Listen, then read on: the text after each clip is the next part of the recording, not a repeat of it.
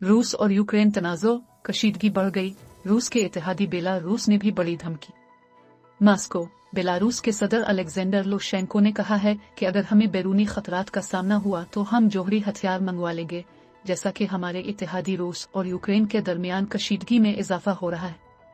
तफसीलात के मुताबिक बेलारूस के सदर अलेक्जेंडर की आज रूसी सदर व्लादिमीर पुतिन से मुलाकात होने जा रही है।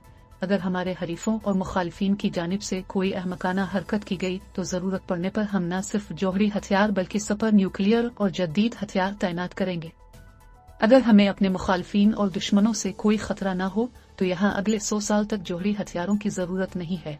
बेलारूस इस वक्त न्यूक्लियर पावर नहीं है, लेकिन इस महीने के आखिर में एक मीटिंग होने जा रही है जिसमें कानूनी इस्लाहात का इम्कान है, जिसके जरिए बेलारूस को जौहरी हथियार रखने की कानूनी इजाजत दी जाएगी।